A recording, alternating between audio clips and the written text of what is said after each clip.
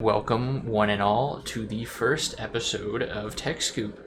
I am John, probably better known as Duck of the Stars, and I am one of the three co-hosts for this podcast. I will let the other two introduce themselves now. I'm Brian, also known as Bravo Sportsa. I've appeared in a number of videos on John's channel and then also on my own as well. And I'm Luke, also known as Logic Bits. You probably haven't seen me that much around John's channel, but I might have been there, here, and there. You've certainly been on a couple of my streams, but both of these guys do have their own respective YouTube channels. Of course, haven't touched YouTube podcast, but I assume there's a description that I can put you guys' channels in, and I will very much do so. Take the time to consider subscribing to both my channel and to both of these guys as well. So let's just get right into it. This podcast will mostly be about gaming, but also cover a variety of tech topics that might relate to gaming, whether that be directly or loosely. So I guess structuring this in a way that will show you guys exactly what we're going to do. We're going to get right into gaming, and we're going to focus first on Nintendo. And of course, the biggest topic in the Nintendo community this last couple months, this entire year, but especially this month, has been The Legend of Zelda Tears of the Kingdom. And the reviews are flooding in. Of course, we're getting a lot of 10 out of 10s, just as Breath of the Wild got before it. And I am under the impression that both Brian and Luke here have some issues with those ratings. So I'm gonna hear their arguments out first. Yeah, well, definitely some minor qualms on my end. From what I've seen from the gameplay, I haven't actually, unfortunately, played the game that much myself, but it definitely, there's a little bit of extra stuff added, of course, with the whole new kind of like extra dimension added to the map. Of course, the story is a little different, but the core gameplay mechanics, for the most part, are pretty similar. There isn't really a whole lot that they did to shake things up, in my opinion at least, which isn't necessarily a bad thing. I mean, the original game did get pretty high ratings because it was such a good game. So I understand why they didn't really try to change too much up, but when you're looking at a game now in 2023 on hardware that was already outdated from the start, the game definitely feels a little bit dated compared to some other releases we've seen. Even from Nintendo themselves, if we're being honest. And it's no secret that a lot of recent Nintendo games have had issues, because obviously Pokemon launched to some performance issues as well. And I will give the Zelda credit that they optimized the game further than Pokemon was able to do. Based on my experience with the game, in my opinion, if you liked Breath of the Wild, you're going to love Tears of the Kingdom. But if you didn't like the change to this new style that Zelda was going for compared to, like, say, older titles like Skyward Sword or Twilight Princess or whatever else, you aren't going to like Tears of the Kingdom. Because simply put, mechanically, it's mostly the same game with exception to the new, forget the exact term, but minor spoiler.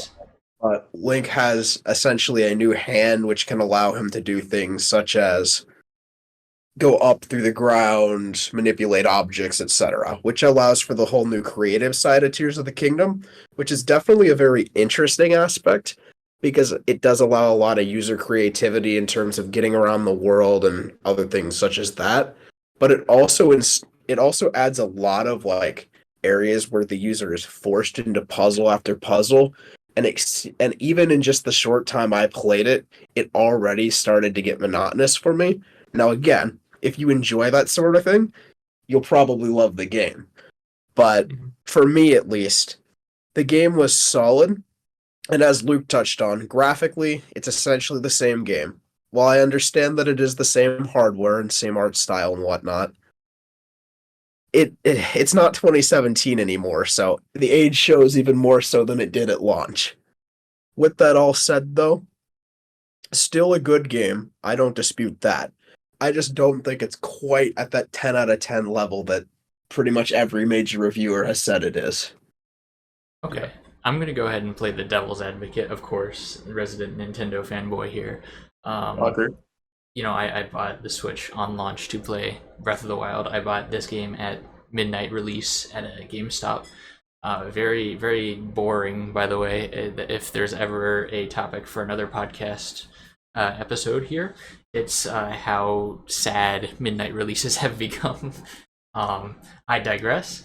Uh, if you look at most games in the past that have had their sequels, you really have to focus your review on what it's done to improve from the last game. Of course, every game is going to be reviewed differently by different people. Some people, Breath of the Wild was not their cup of tea. You're weird if that's you, but you have that right. You have that right.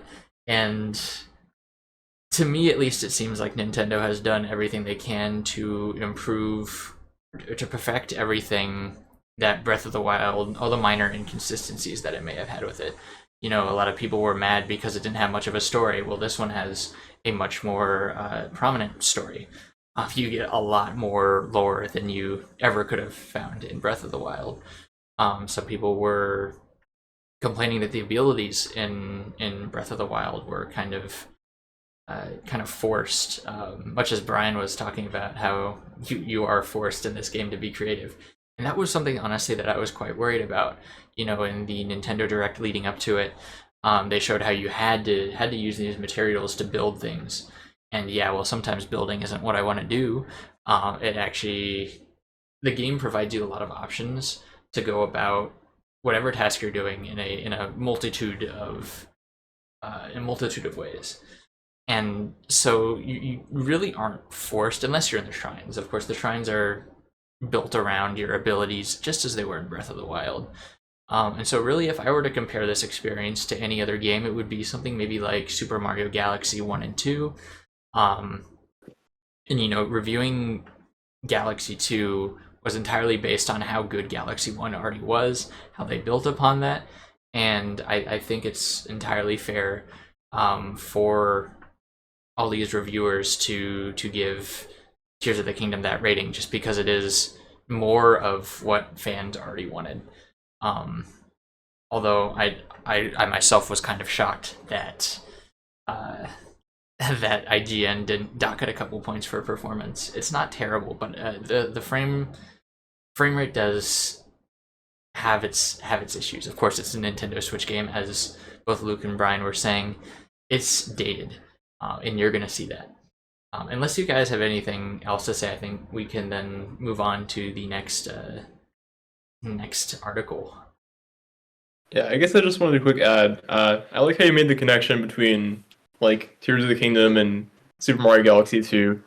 I think that's kind of similar to sort of what I was thinking in terms of like when you're rating the game as a standalone, it's sort of more difficult because it's in the context of the first game. So it could make sense to be rated, like, I don't know if I would say 10 out of 10, but maybe really up there in the context of being a sequel to Breath of the Wild. But when you're looking at the standards that you have established from the first game, it's a little bit easier to rate higher with those standards than a new set of standards. But otherwise, And per that same argument, though, if you did not like various aspects about the first game, more of the same is not going to do anything to change that for you. Well, certainly. Although I don't think it's unreasonable to say that the people who did not like Breath of the Wild are in the minority. Even on my channel, most of the people who voted on my poll recently about whether or not I should make a video on Tears of the Kingdom, a lot of them said that they wouldn't play it, but they wanted to see the video anyway. Just food for thought. And of course, because of that poll, my next video will be on Tears of the Kingdom. So if you are interested in seeing a little more of this argument, a little more fleshed out, just be on the lookout. I can't say for certain when it's dropping. I just finished my last video, and so it's going to be a little bit. But as I am a student and it is summertime, I have plenty of time to be productive. All right. So, that being said, I think it's about time we've moved on. It's been 10 minutes already.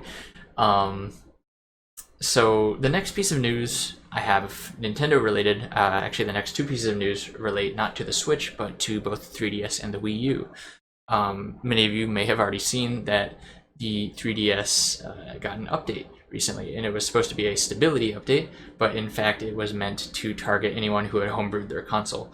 So, even though Nintendo has cut off all support for the 3DS at this point, you can no longer buy games. You can still download them if you bought them previously on the eShop. Um, but if you had homebrewed your system in certain ways, your console will no longer be. I'm not sure about the details, and um, maybe Luke is a little more experienced in homebrew than I am. But from what I can tell, I don't think it bricks your console, but I think it really limits what you can do on it. I'm not sure if you've heard anything about this. I looked into it a little bit.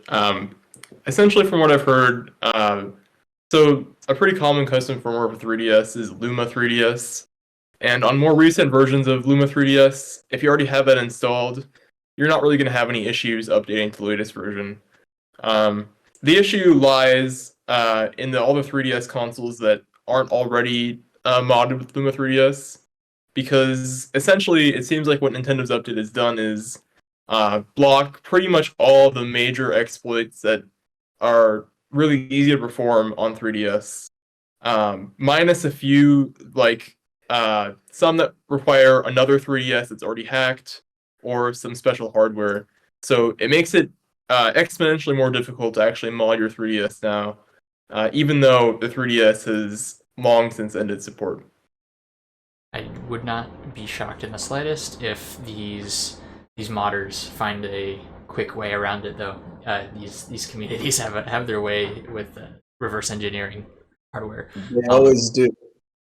Yeah, They figured it out with the Switch pretty quick. absolutely. I'm glad, Luke, that you brought up the topic of coverage being dropped, because that is exactly what I'm talking about in this next article here.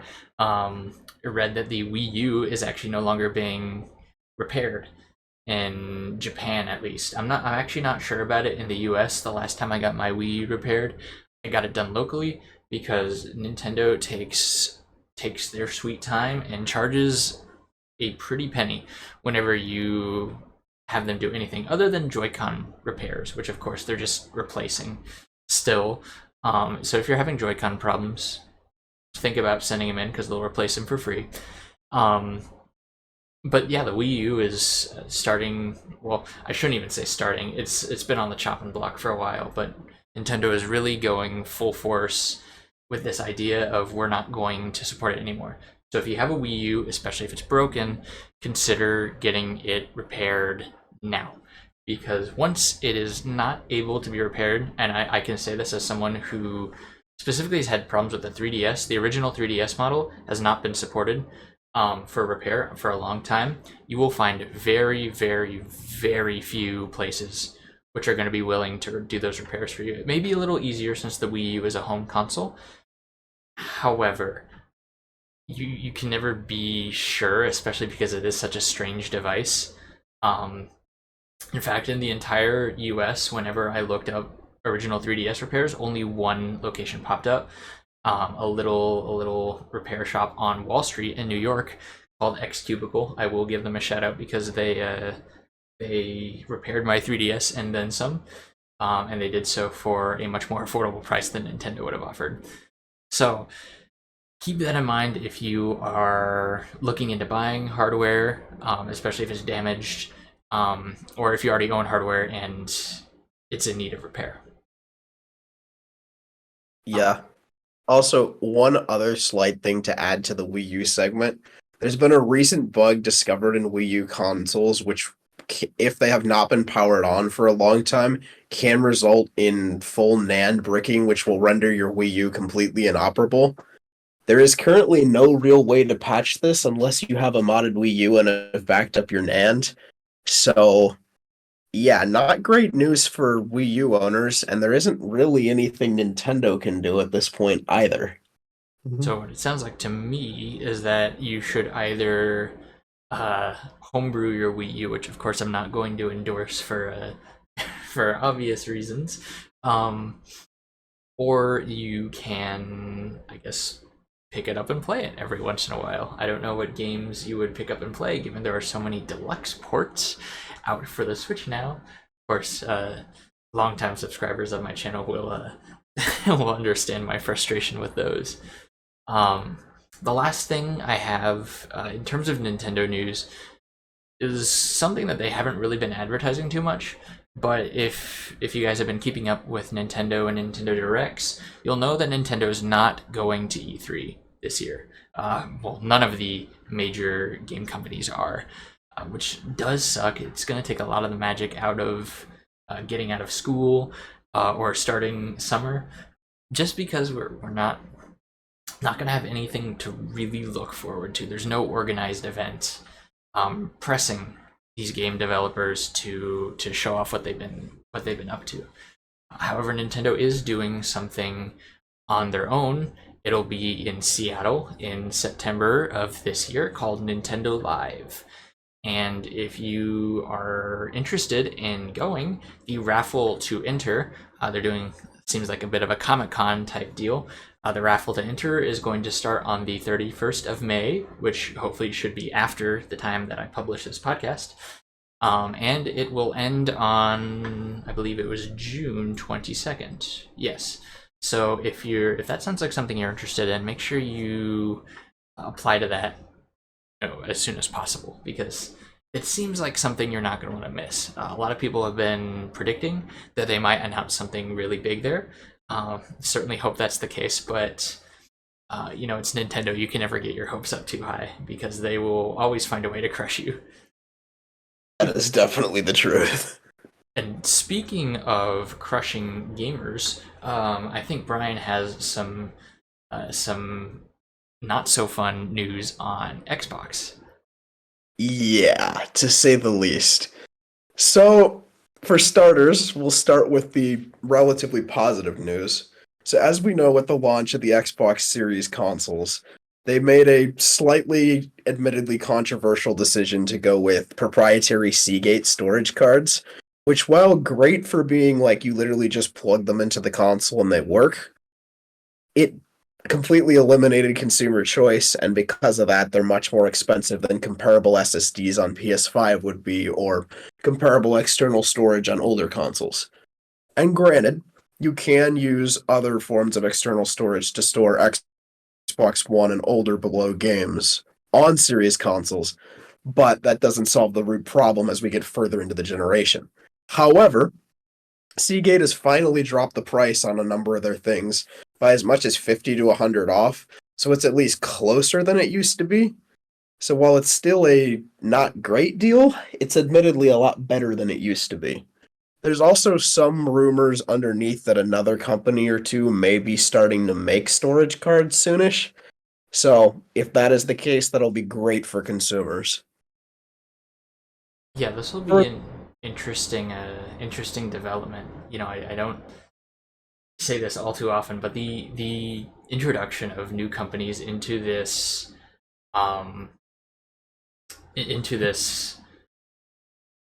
product will be a big win for the market, and it does concern me though about quality assurance. You have this issue a lot with technology, where you're going to have companies jumping in on this, making their storage units for Xbox. It may not be as sturdy as the Seagate technology. That is just me though. I haven't purchased any Seagate technology because it is so damn expensive. But I am very excited to see that these are finally going down, finally going to start being affordable to the rest of us here. Yeah, which will be great for any of us, because as all gamers know today, pretty much any given game is at least 90, 100 gigs. So when your console only has a terabyte of storage, that fills up fast. Mm-hmm. Did you have something to say, Luke? Sorry, I thought I heard your voice. No, I was just agreeing with Brian on that fact, and yeah, I think the Seagate SSD price drop also comes under the backdrop of kind of like a larger market push to with some oversupply in SSDs. So what we're seeing is SSDs across the board are coming down in price, and this might even continue further. So it's possible that at some point this Seagate expansion card could be quite cheap. So, which is also great news for our friends on PC and PlayStation as well. Mm-hmm. In some other Xbox related news that's a bit more on the negative side, and granted, this is just rumors at the moment. However, there have been increasing signs pointing towards Microsoft, especially, and Sony has been mentioned a little bit as well, about featuring ads in some capacity in games.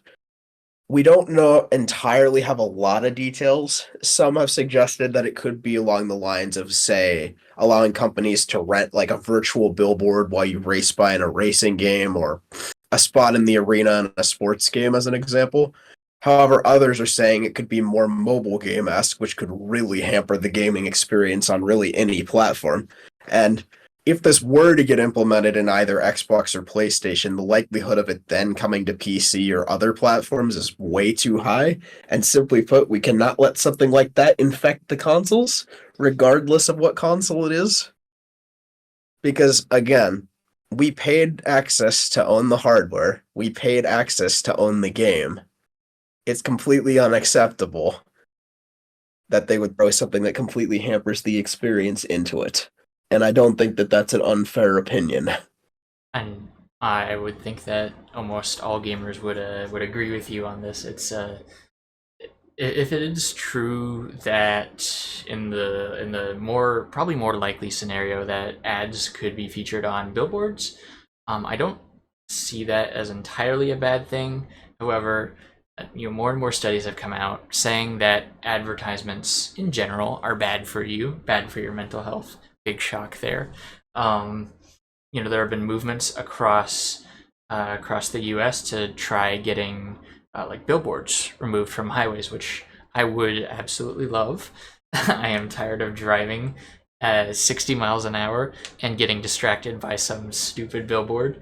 In the state that I live in, we get a bunch of ads of a certain real estate agent. And he is plaguing our whole state. I digress, though. In the worst case scenario, I think where ads might be featured in game, you might be interrupted to be shown an ad. I think the response by gamers across the world would be nothing less than a total outrage. I don't see that going well for anyone who tries to implement it in that way. Yeah, which we can only hope, because, again, we cannot allow something like that to enter gaming. It's already ruined mobile enough as is. Very true. And like you touched on, I don't necessarily have a problem with the whole billboard idea, but it's very dependent on how they do it and what games it's dependent on as well. And again, since this is all either credible or uncredible rumors, take it all with a grain of salt right now. Nothing is official. Once we have something official one way or the other, then either be happy or outraged, respectively. In some other news, Halo Infinite and Forza Horizon 5 came out towards the end of 2021 to cap off a relatively strong year for Xbox. The subsequent year was set up to be fairly decent with two major games in Starfield and Redfall. Unfortunately, both games would have to be delayed into the upcoming year, leaving basically an entire year without a major AAA exclusive from Xbox. While it is true that there were better, smaller games that did come out, so the whole saying that nothing release statement is not entirely true, there wasn't that big blockbuster that has been present on, say other consoles, like for example, Nintendo put out the 3D Kirby game as an example.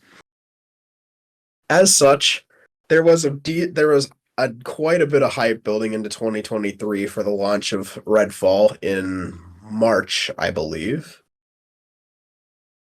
Oh yeah, it was originally going to be March, but it then got subsequently delayed again into May. As such, initial previews for the game seemed at least okay. I personally was not extremely impressed by what I saw originally, as it looked relatively bland. And some subsequent bad press came out in the coming weeks about it seemingly always requiring an internet connection, technical issues, etc. Finally, the day of reviews came out, and it was really, really bad. I believe the game was sitting at a 56 on Metacritic at this point.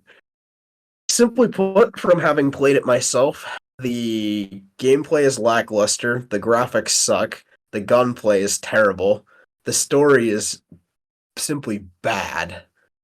Like, I don't really care how you slice it, even if you just it's possible that some people will be able to enjoy this, but this is not a good game, no matter how you put it. And while you can't expect every game to be 90 overall constantly or higher, after it's been over an entire year and your fan and the Xbox community was already upset with the relative lack of games and a lot of relatively mediocre games coming out as well.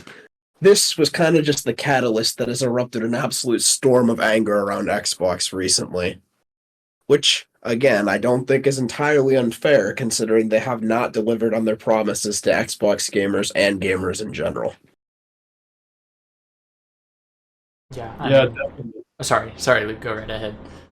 Sorry about that. It's just you definitely see sort of a loss of morale from big Xbox fans, but it also kind of impacts the general gaming industry at large from Sony and Nintendo as well, because now with sort of the lack of major blockbuster titles being put out by Xbox, there's lesser of an incentive to actually publish a higher frequency of good games for other platforms.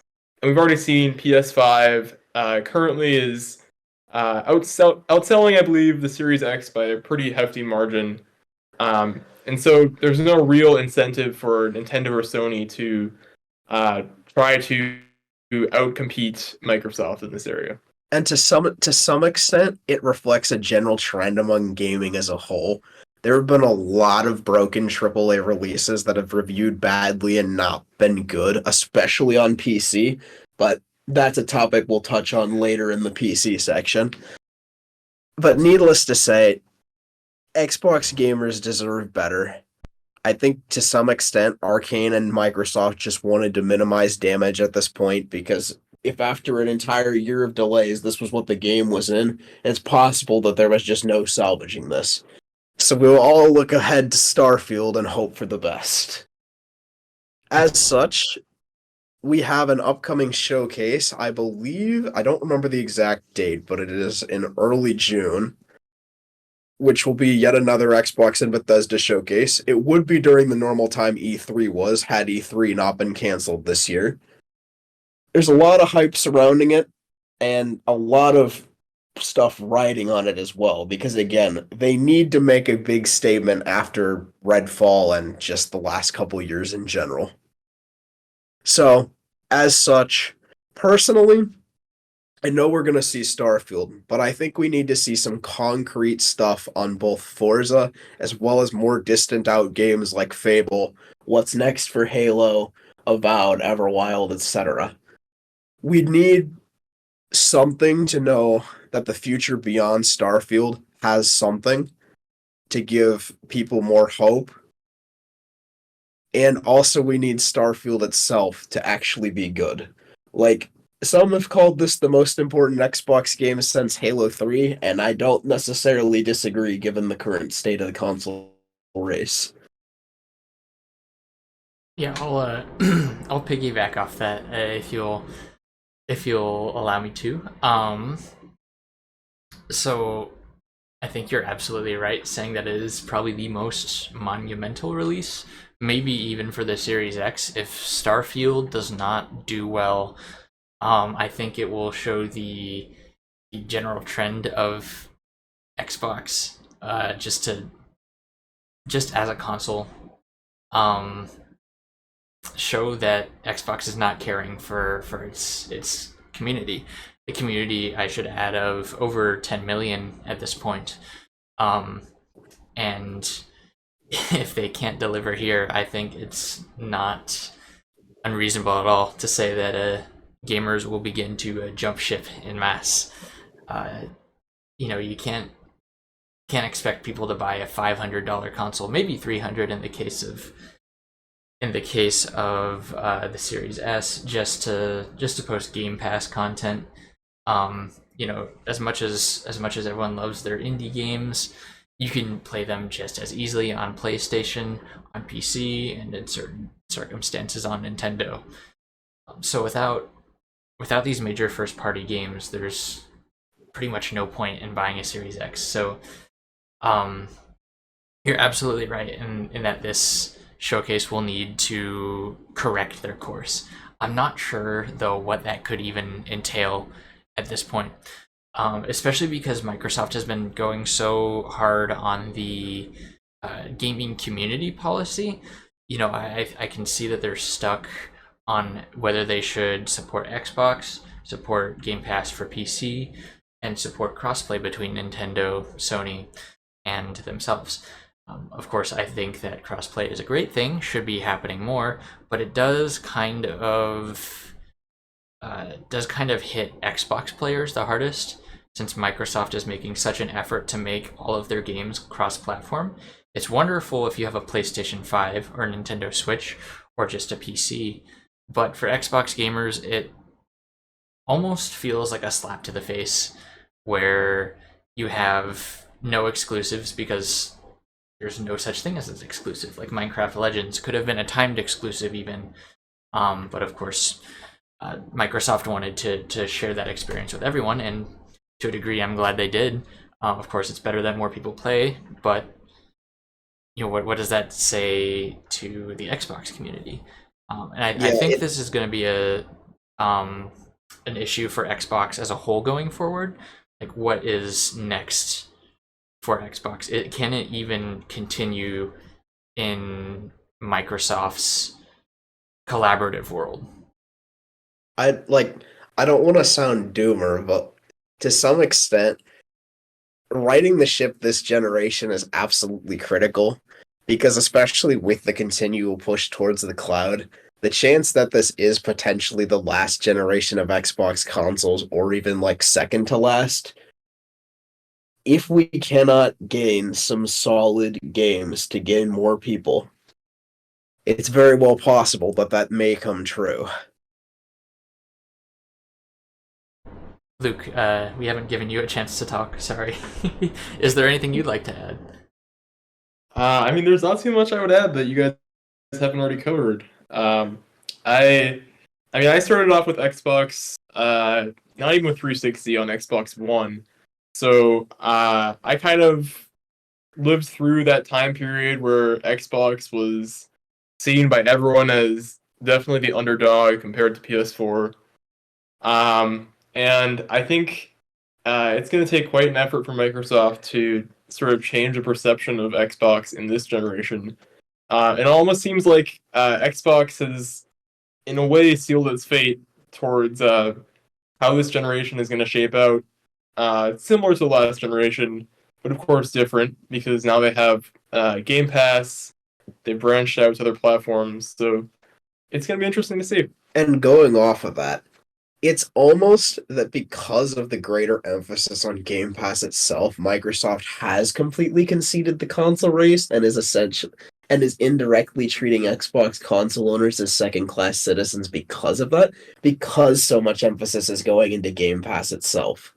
The end goal, I do believe the end goal with Game Pass is essentially a Microsoft cloud gaming platform. The console is a means to access that.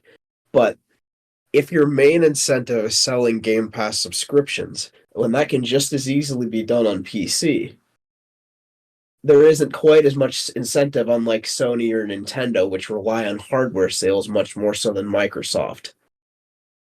Definitely. As for pivoting back to the showcase, though, you two have any specific games that you want to see more stuff on? I'll let John go. Sure. See, at this point, I'm not even sure what I want to see. I put a lot of hours into Halo Infinite, even when people were saying that it was already a sunken ship. Uh, you know, Halo has always been a series near and dear to me, despite the fact that I never owned an Xbox until I was in college. Um, it really did define my childhood, my later childhood, I should say, my adolescent years. Going from late elementary school into high school, I played a lot of Halo with my friends, and so it pains me to see how Microsoft is treating it. And of course, they've now laid off a bunch of 343 employees in their big wave of layoffs. So it's a tough thing to see, but it's something that I think needs to be shown in order for Xbox to pick up a little more momentum. You know, Xbox was known as the Halo console last generation. Or honestly, it kind of always has been made fun of by Nintendo and Sony fanboys. Just being the Halo console, and to an extent, it's true. Halo is the Mario of Xbox, and they need to play off of that. Of course, they have Forza. Forza is a great experience, but not everyone sees the appeal of racing games. And Microsoft is going for a little more competitive approach than, say, Nintendo, but I think what they really need to focus on is a game for casual gamers. So maybe looking at like Ori and the Blind Forest, seeing what those did well as smaller and more universal casual games. I think that's what Microsoft needs to look into, but I don't want to set them up. Like, if anyone from Microsoft is listening, do not ignore the needs of your competitive gamers, of your hardcores. You saw how that went last generation for you. Do not repeat that shit. But I do think that while putting more emphasis on your competitive games, you need to show that there is a side that is exclusive to Xbox that can be enjoyed by everyone. Not everyone's going to be a great, online Halo warrior. not everyone can handle the heat of online multiplayer on Halo. And I don't know really what that is, because Microsoft, I will say, has always been more of the they've always marketed themselves as more of an adolescent adult experience. The first Xbox controller was massive. It was clearly meant to be engineered towards adults, and that's completely fine. But sometimes adults also just need to wind down and play some relaxing games, or games that aren't gonna leave them sweating at the end of their play session. And so I think it's Microsoft has kind of put themselves in the greater console wars in a really tough spot, and it's the perspective of one gamer isn't gonna set everything straight, because people will always disagree with me. But there needs to be some kind of quick turnaround, and I think maybe they can pull that off with the Activision Blizzard and Bethesda acquisitions. You need to cater to your Xbox gamers. You can't keep putting things both on PC and Xbox. You're gonna have to tell PC players at some point, here we have these games, sorry, you can't play them yet. Maybe release them a couple years down the line, like Sony's doing with Spider-Man, let's say. But as the market grows even more towards Sony's favor, putting all your games on PC may make you a little more money right now, but it is going to come back and bite you in the ass when all of the people lining up for the next generation of Xbox, the PlayStation 6, whatever Nintendo's going to do, the Nintendo Switch 2 coming out in 2030. If you don't address the problem now, if you don't solve it, you've already essentially screwed Xbox gamers over for a whole generation. While PlayStation 4 gamers were enjoying multitudes of exclusives, you could probably name maybe 10 Xbox exclusives in total. But if you don't start putting your foot down, telling those PC gamers there are just some games you aren't going to be able to play because you don't own our hardware, then you are going to get wiped out of the console war. And to an extent, it kind of seems like they've just accepted that. But maybe another approach you could take is also bringing some of those PC-only games. Of course, I'm going to sound silly for this, but a wild suggestion would be to take some of those Paradox games that you have on PC Game Pass and bring them over to Xbox. I'm sure you have the resources to do so. So if you look at it in that regard, you could expand Xbox's library. You could bring a whole new experience. I can guarantee you that the only people who play Paradox games right now, other than maybe City Skylines, are PC gamers. Nobody who only plays on Xbox is gonna say they've heard of, let's say, Hearts of Iron 4. I played a lot of that on my channel. But if you bring that over, not only can you foster that kind of collective gaming experience that you want, but you're also gonna bring some games that aren't on other platforms. And of course, knowing Microsoft, they probably would bring them to other platforms, but if you're now becoming known as the company that's helping developers port their games to consoles, they're going to start looking to you to publish their next games. I'm sorry, this has been a long rant, and I'm going to pass the mic over to Luke here.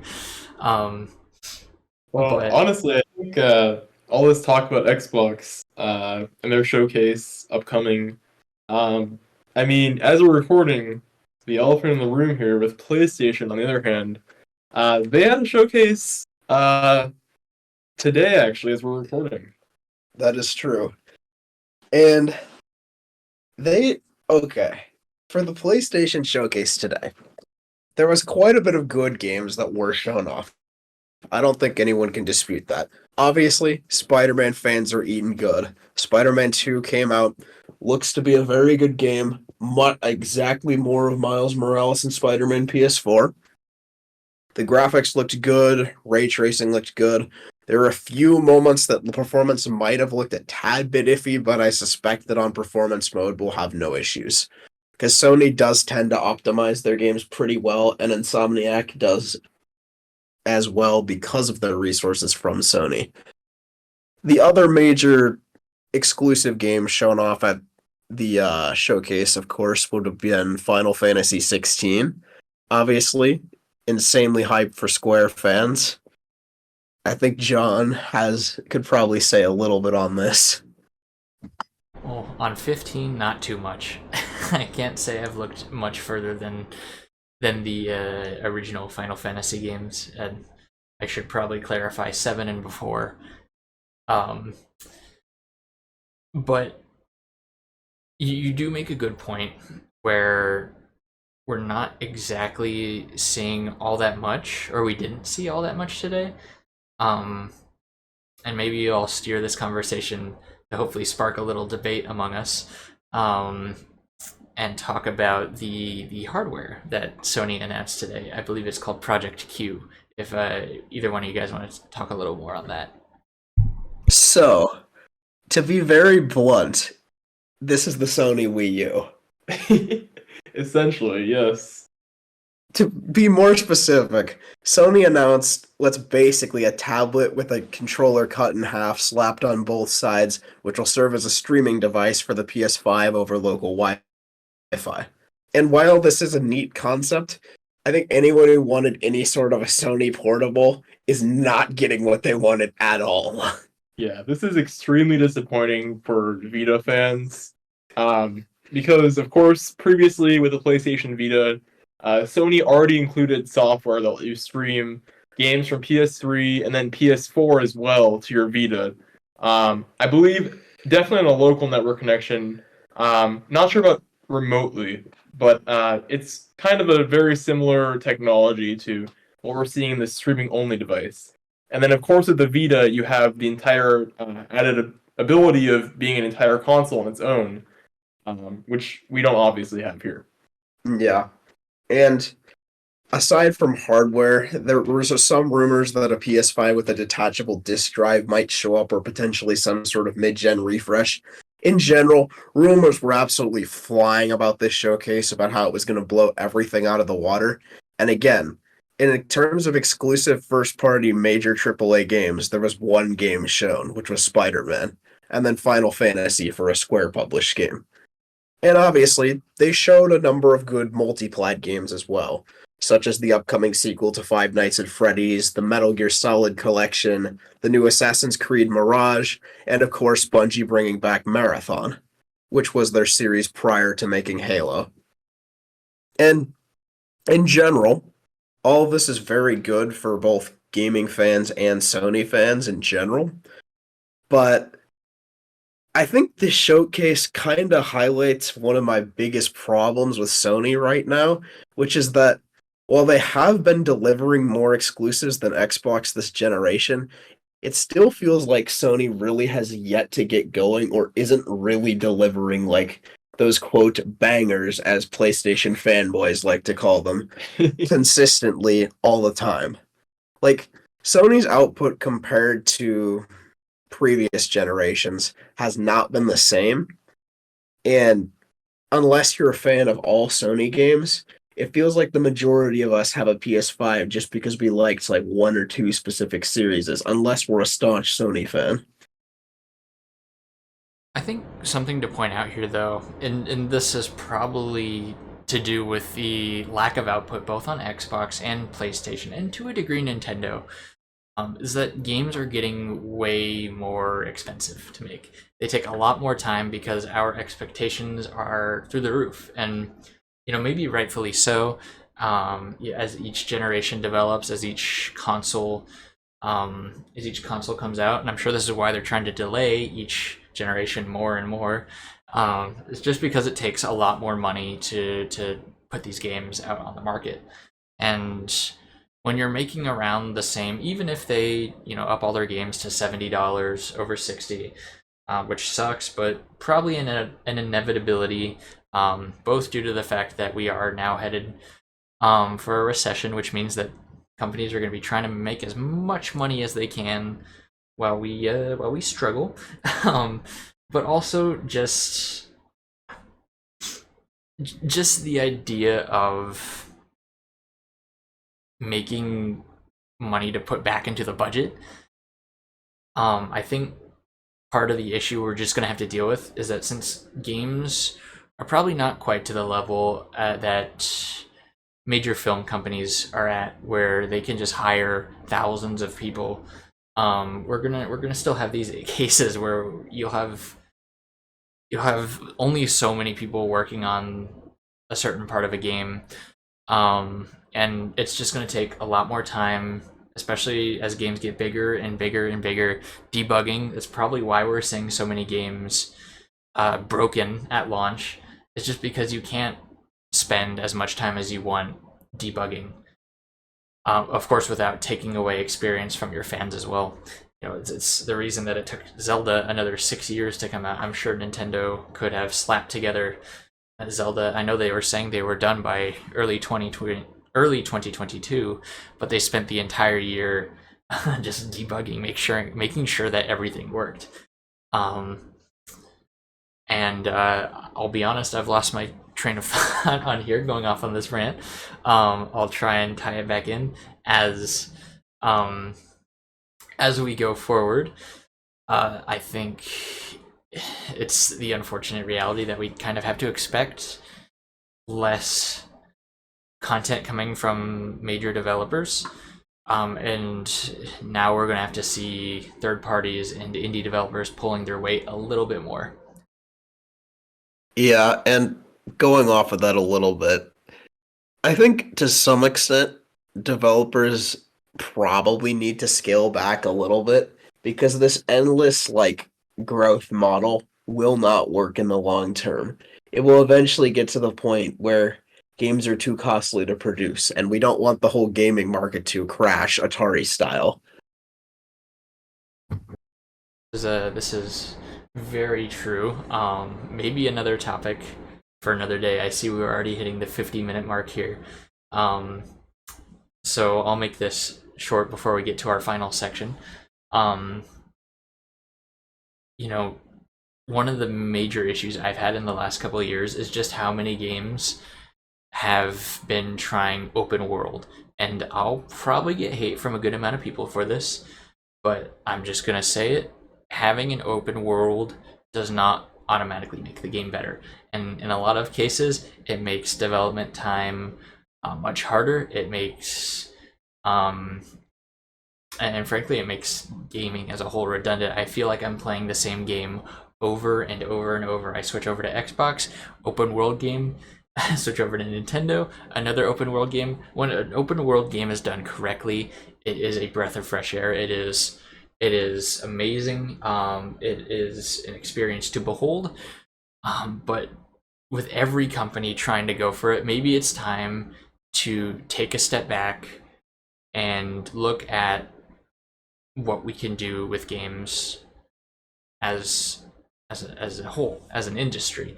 We don't need an open world version of every single every single franchise. Of course, you can see with Nintendo, for example, how the first 3D Mario game was Super Mario 64, a very open world game. And you didn't really have that again until Odyssey. But if you take a look at the games in between, they can still be just as fun without having to implement a massive map or a massive gameplay experience. The games can be linear and can be just as enjoyable. That being said, I'm going to stop ranting so we can start making that push into our last section for today.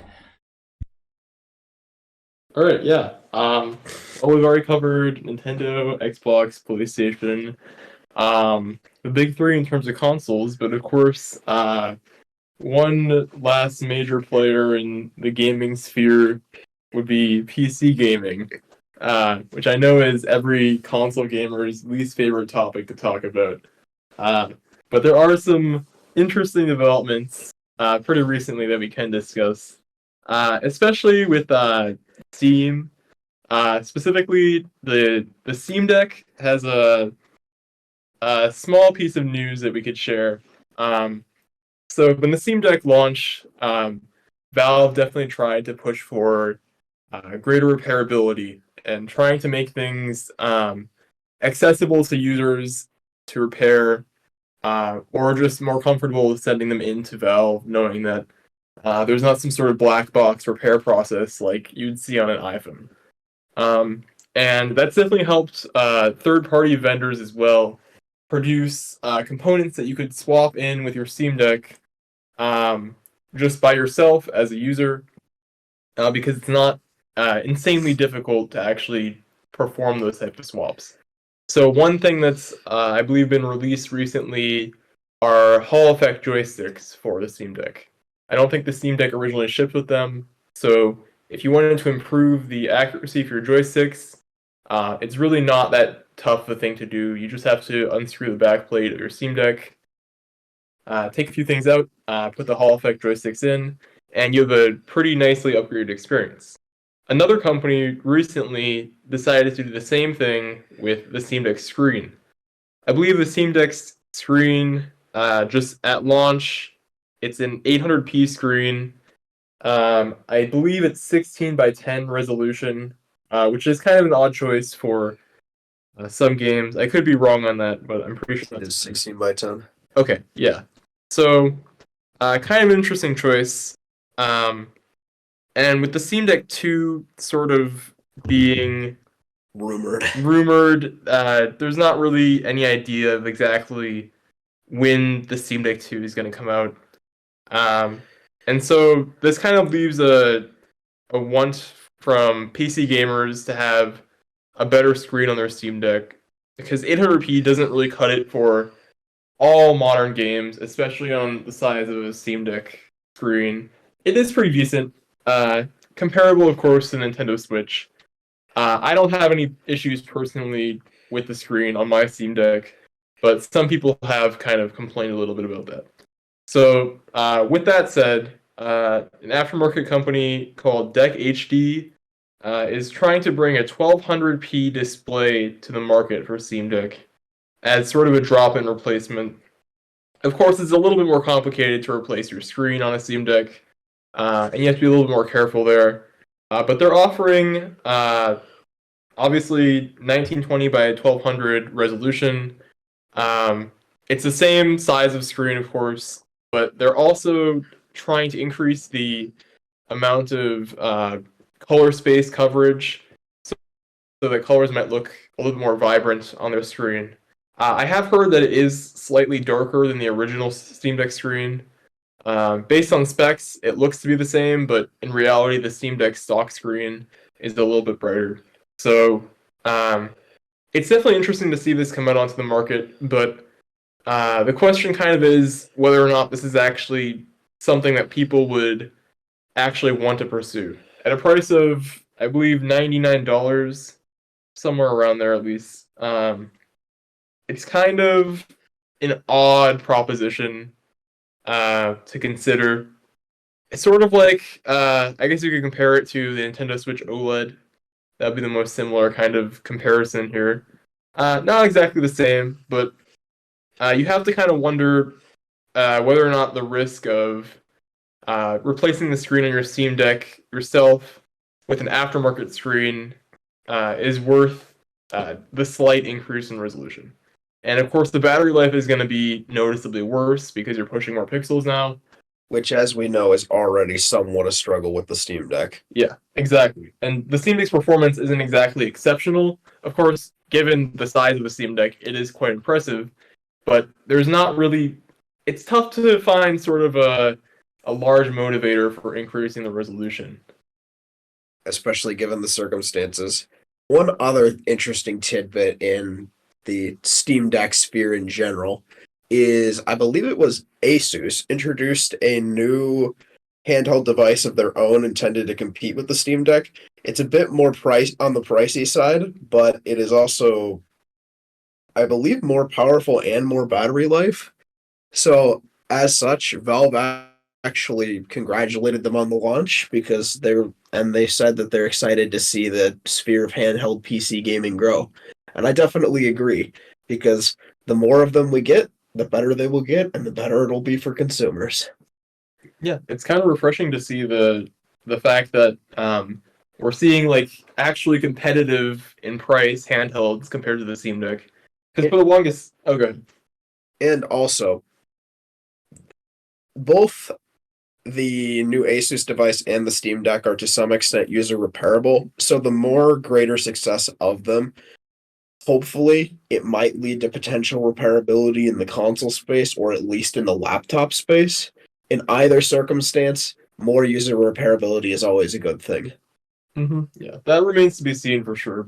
But we will likely touch on the whole right to repair conversation more so in a future episode. But one last thing. A recent update to the Yuzu emulator for the Nintendo Switch came out, and Tears of the Kingdom apparently runs locked at 60 FPS on a relatively beefy gaming PC compared to, what, like 30 with drops on Switch? I believe so, yeah. I actually read into the improvements on Switch emulator running on Steam Deck can actually get similar... Some people are claiming better performance. I haven't actually tested that myself compared to an actual Switch. Which is kind of crazy to see. Yeah, especially given the circumstances. Emulation in general has gotten way better in recent years, and that's just one of the beauties of PC gaming on the top of modding and free online. We'll of course, see how long that lasts, though, with Nintendo and their and their scheming. Of course, as always, we encourage you to... The only way to play games on emulation is by legally dumping your own games, as we all know. Anyways, I think that about wraps us up for today. We obviously discussed quite a bit in regards to Nintendo, Xbox, PlayStation, and Steam.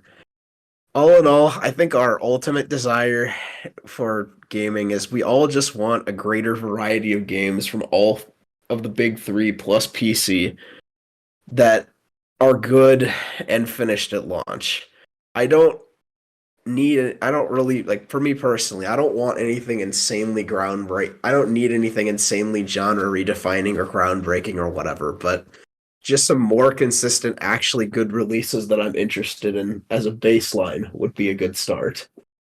And Xbox especially has a lot of course correction to do.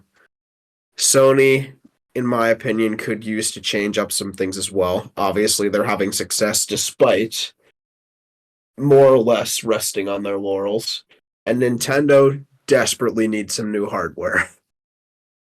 But I think that about wraps us up for today, unless John or Luke have anything else to add. I'll let Luke say his final thoughts before before we finish here.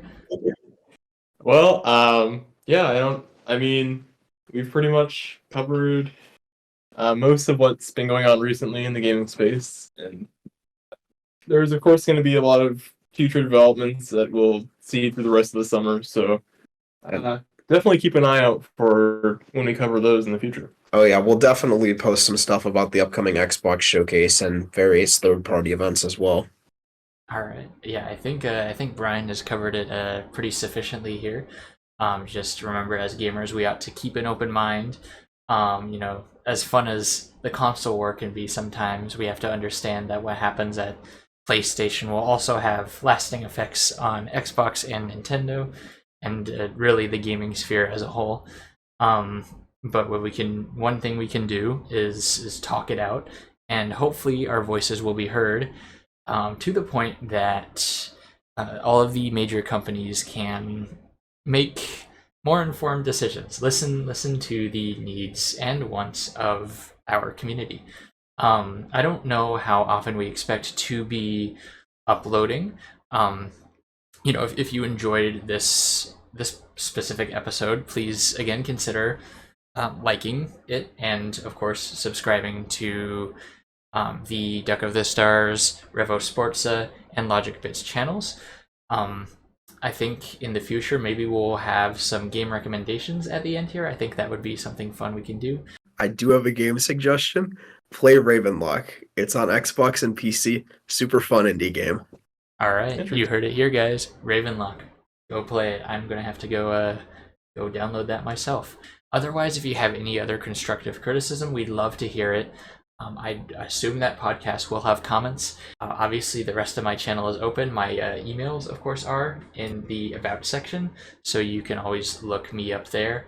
I try and respond to everyone that I possibly can. You can also find us on the Duck of the Stars Discord in the description, and we are also on Reddit at r/Duck of the Stars as well. I guess with that being said, we will see you guys in the next one.